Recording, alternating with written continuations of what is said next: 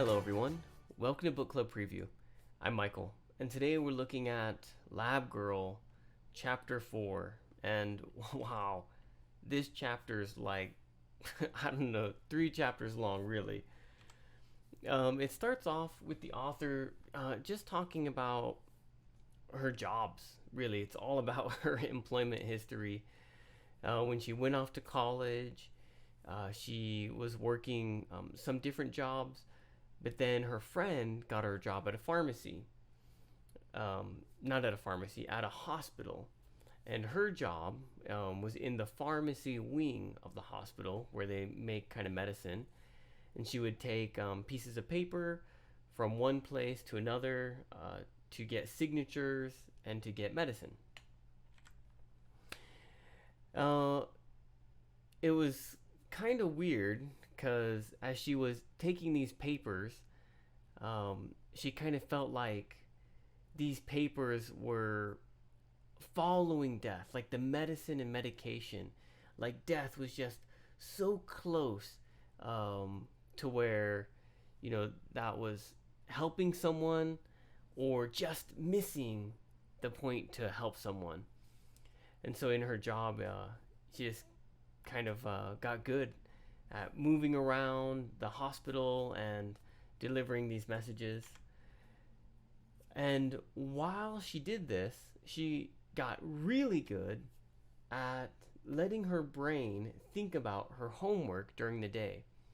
So even though she was passing off these papers and going back and forth, up and down, her brain was thinking about her homework and her essays and her papers. And so she would just be chewing on that while she was doing different things. And then when she had a break time, she would sit down and then think, okay, what were those thoughts that I was having while I was working? Maybe write some notes or something, but really chew on the deeper ideas.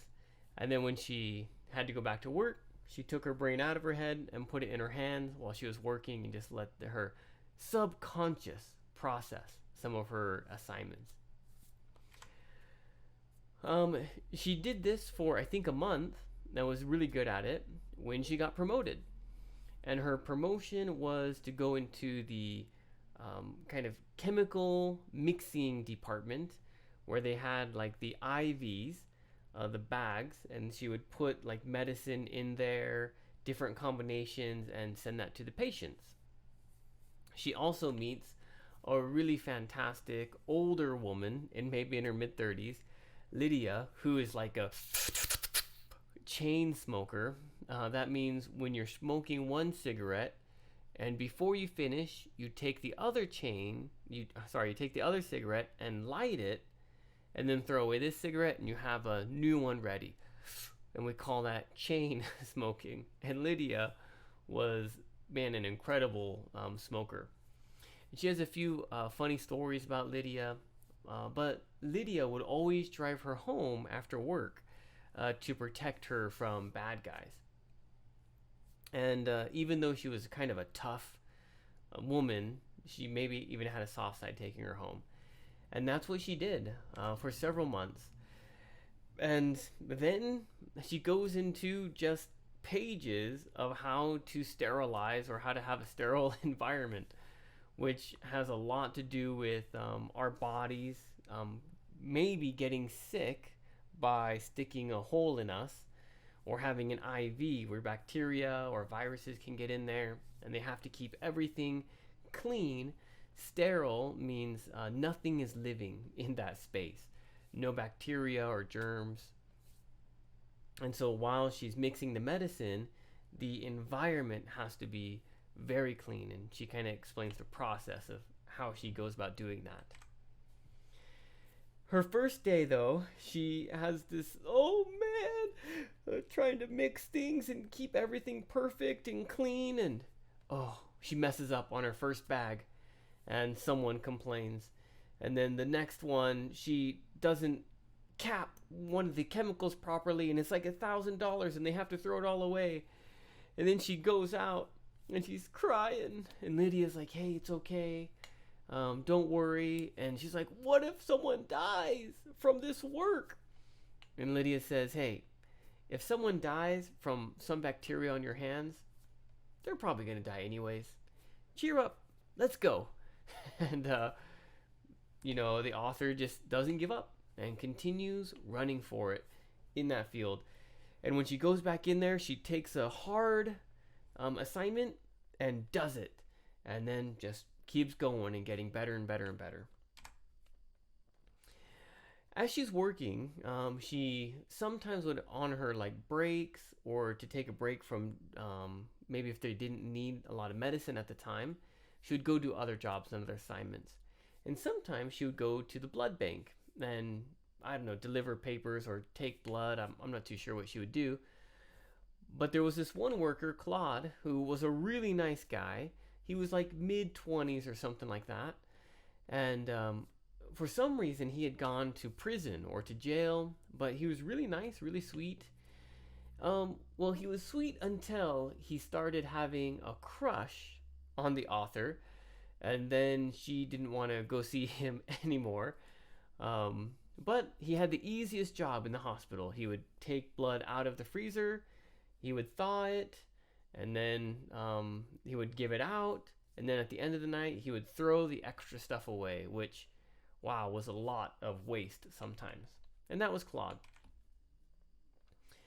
Sometimes she would go work in the psych ward, which is the part of the hospital where people are a little crazy.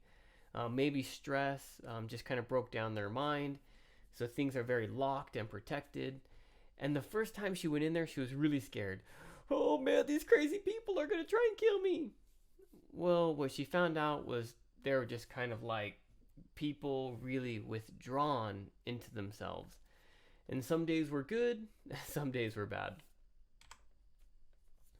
Well, after working at the hospital for about 6 months, mostly making these chemical bags of medicine, she got a job offer from one of her professors to work in the lab and be kind of like a lab assistant.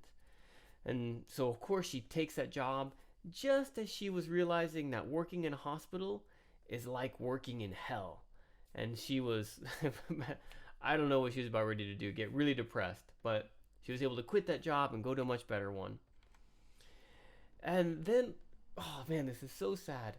She's out on a break with Lydia, and she says, "Hey Lydia, I'm quitting. I'm gonna be a lab assistant or work in a lab, and someday I'm gonna have my own lab, and it's gonna be wonderful." And Lydia listens, and then goes back to her smoke and continues talking about the previous thing she was talking about. Okay, break time's over. Now this time, it's 11 a.m. or 11 p.m. I guess at night, and usually Lydia would drive the girls home and protect them from bad guys. And she wouldn't even leave the car unless the girls went inside and flicked the lights on in their room 2 times, 1, 2, and then that meant they were safe. But if they flicked it up and down, the light was that means there was like some bad guy in there, and then Lydia would come out of the car and run in there and save them or call the police or something like that. And Lydia uses a really funny expression that I'll explain in the vocabulary. But this time, when the author tells Lydia that she's quitting, Lydia doesn't drive her home. And so after waiting for a few minutes, the author just starts to walk home. And it was very cold, but she just starts to walk home. And as she's walking home, she sees Lydia's car drive by. And then she just felt like some really serious loneliness because she was feeling really close and friendly to Lydia. Oh, and that's how she ends the chapter, with that sadness. Oh, man. The whole time that she's doing this chapter, she's throwing in quotes from David Copperfield, I believe, and pulling out passages of talking about the heart and just throwing that all in there. Vocabulary. Okay. Root is like habitual or something that you do that's just a normal routine, just over and over and over again.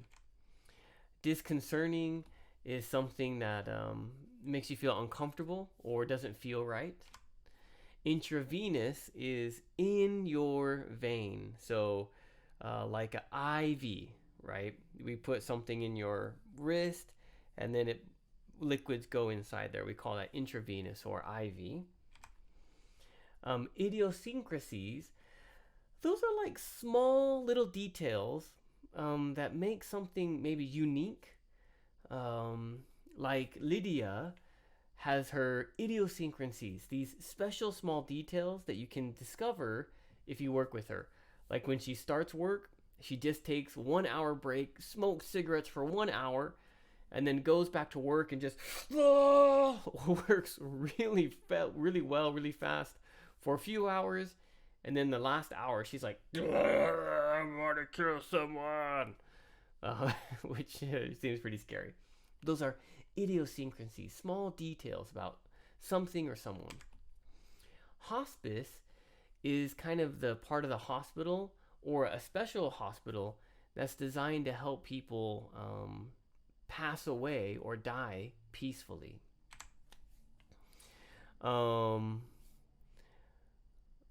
Look like this hell. I think I should have written this sentence down a little bit more, but Lydia talks about like, do you think I look this terrible, like this awful, with no makeup all day? No, I can't wear makeup to the pharmacy section because if I have some makeup come into contact with the chemicals or something, and you have to tie your hair back because hair can't get in stuff, and you have to wear like these terrible clothes, and so she had this expression, look like hell, or in this case, look like this hell. Maybe on the weekend, Lydia puts on makeup or looks good or does her hair or something. We don't know, but she doesn't always look this bad, is what she's saying. Frazzled natural look is frazzled is like your hair kind of sticking out in different places, or an emotional, like a little bit like, what's going on? And so that's kind of how the author started dressing because of the work she did. But she just decided to keep that style for her whole life. A wide berth is like wide distance. I honestly don't know what the word berth means, but we use it oftentimes with a boat. If there's a rock somewhere, maybe the captain will say, give it a wide berth. Go around it the long way or far way. And you'd want to give Lydia a wide berth at the end of her shift because she looked really scary. Incoherent means you can't understand it. Ripped off. Oh, okay. This is where Lydia says, if there's a bad guy in there, and I'm using male, a bad male in there, she will take, his male part and rip it off. Which is, wow, really scary. But that's if the lights are flicking on and off, Lydia's going to go in there and save her by protecting her from some really bad guy. Nursing Jinn. Nursing means taking care of something. So sometimes when people drink, they will talk about like just drinking something slowly, just taking care of it, just talking, and just drinking it a little bit. And so gin is a type of alcohol. So oftentimes, especially with college students, they are drinking to try and get drunk. But maybe an older person, right? They just have some alcohol and they just take their time with it. And the author imagines Lydia, if she had gotten married, as just a mom drinking a lot, but drinking slowly all day, nursing her gin. Cripes just is like expression. I don't even think it might be a word, but more of a sound, which is like dang, or gosh, or that sucks. And Lydia says that the place that the author grew up must have been really, really terrible, but the place that Lydia grew up was even worse. Apparatus is like it's not a machine, but maybe the thing that holds a machine. So if you think about an IV, right, the package with the straw coming down and different cables and things. They're hanging from an apparatus. Crimped. I'm trying to think about the context. Usually when this word is like, I think about hair. If you have an iron that's wavy and you put your hair in it, I don't have hair, it would make your hair wavy, and we call that crimp. I can't exactly remember what she was talking about here, but maybe like bent is what it means. Preferentially means choosing your preference. So when they were grabbing the medicine orders, they wanted to make sure that people weren't just taking the easy ones, because the complex ones were important also. So some people would skip the hard ones and just take the easy ones, choosing their preference. Interferon, I had to look this up, and interferon is like some chemical that helps your body fight viruses or maybe even bacteria. And so there was this bottle of it that she didn't cap, and so it got contaminated and they had to throw it all away. And it probably was fine, but they have to be careful and safe with that stuff. Umpteenth. Umpteenth is just like saying it's been many, many times. I've told you for the umpteenth time to wash your hands. I've told you for the 100th time, right? Thousandth time, billionth time. Just means undetermined number. Gurneys, these are kind of the beds that you can push in hospitals. So they put the patient on the bed and they push it. That's called a gurney. Ruminating, this word here is like reflecting and thinking. I think this might have been with her homework. Maybe not. We might have been past that. But just thinking and letting things kind of go inside your mind, reflecting. Whoa, that was the last one. Awesome. Here's my discussion question for you. Have you ever been disappointed by a friend? I think about that last scene in the chapter where Lydia just drives by the author. Oh man, I wish I remembered the author's name, but that poor young college student at the time, being so disappointed in Lydia. I imagine feeling lonely, certainly. Has something like that ever happened to you? It could be a small thing, but have you ever been disappointed by a friend? And of course, please make your own discussion question. That is all the time that we have for today.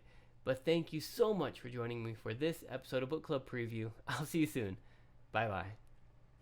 Hey, if you have any questions about the video today, please feel free to leave a comment in the comment section. If you had any other vocabulary words that you wanted to know what they meant, let me know. And also, if you're interested in maybe joining one of these book clubs, please leave a comment and I'll get back to you. Thank you so much for watching. Bye-bye.